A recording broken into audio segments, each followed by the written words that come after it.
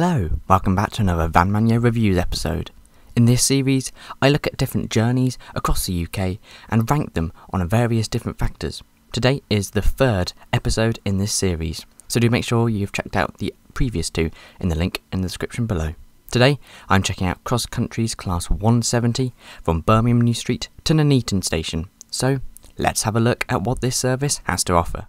Today's journey sees us head eastwards out of Birmingham New Street with one intermediate calling point at Coleshill Parkway. The 21-mile trip will take us just 29 minutes to complete, an average speed of 44 miles an hour. Cross Country acquired the units in 2007 and they were last refurbished in 2007, so let's see how good these units are. Inside, the train is in a 2x2 configuration, and I would say the overall ambience isn't actually that bad, with good lighting and pretty nice colour scheme. There was also a large disabled toilet and good disabled facilities.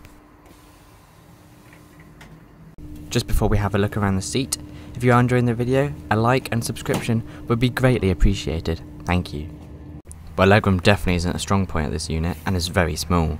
The tray table is very knackered, and although it's a good size and pretty sturdy, it looks very old. Also, there are no charging facilities on board this unit.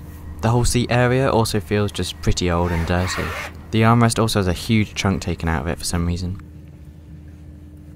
There are some positives though. The seat comfort is actually really good and has a lot of padding, including the rear headrest being very comfortable. So overall for the seat, it definitely needs a refurbishment and a very big deep clean. Everything feels a bit tatty and old, but the seat itself is pretty darn comfortable. Anyway, we departed Birmingham New Street around 2 minutes late.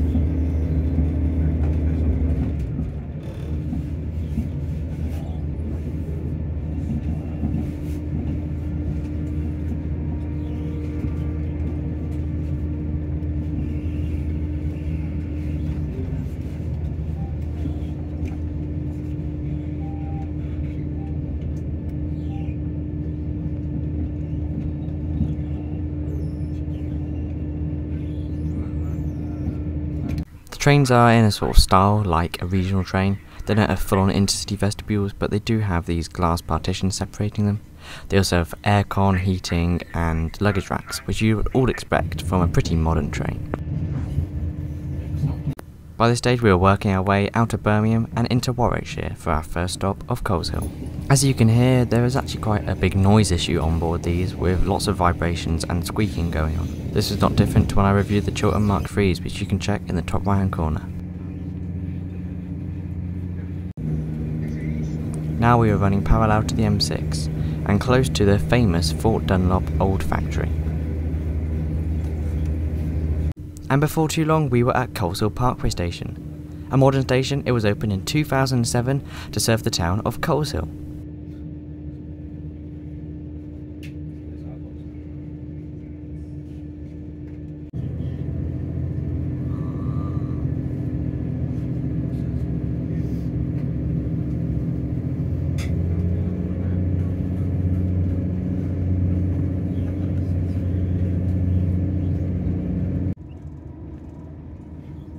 A rarity on cross-country services, but this one was actually really quiet, and finding a seat was very easy, making it a highly pleasant journey. As you just saw, there was lots of space for wheelchair users, and the disabled toilet was mostly clean. As I touched on earlier, this was a really actually pleasant journey, and the ambience was really nice. The trains have luggage racks, which is good for the airport runs that they do, and dot matrix indicators, which worked fine. As for one of the table bays, well, cleanliness wasn't amazing, and legroom would be quite tight if you are with somebody else opposite you who's quite tall. The table itself, though, is very spacious and is highly sturdy. At this section, the vibrations were just unbearably loud.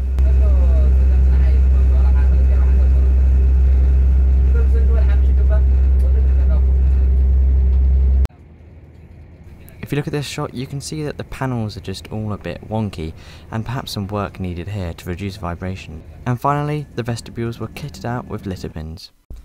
As we're approaching Nuneaton, let's review the journey. Overall, I gave this journey 61%, or 61 out of 100. You can see what I've scored it on, and you can see where it scored lowest, such as catering, which actually didn't have any catering on board this service, although some cross-country 170s do have catering. Seat amenities and ambience also scored quite low, and so did the toilet and information displays due to the general lack of cleanliness and lack of information shown on these information displays. I thought Cross Country excelled in its punctuality and the seat and ride comfort being quite high, although the vibrations with the ride comfort were also very poor, so it lost marks there. So let's see where it ranks with the rest of the videos in this series. Make sure you check out those other videos first, with the link in the description below for the full playlist. One thing to point out is I've added the Class 230 review that I did earlier in the year to this spreadsheet, which you can look at the link in the description below. Overall, this journey so far comes in last place with 61%, as we've already mentioned. I just felt, in my opinion, although the actual journey I enjoyed quite a lot because it was quite quiet and peaceful and the seats were comfortable, the actual unit, the Class 170, didn't offer much, which meant that in the statistics, in the actual measurable factors, it got quite low on quite a lot of scores compared to the other trains that I've already reviewed. Hence why it got quite a low score, although out of the 4 trains that I've reviewed so far, I would say that this Class 170 journey was actually my favourite and the most peaceful journey that I've done so far. So although it's my most favourite journey, on the actual score it gets the lowest, sadly. So there's my reasoning behind that. Anyway, thank you so much for watching this video. Do make sure you like and subscribe, and I'll see you in the next review.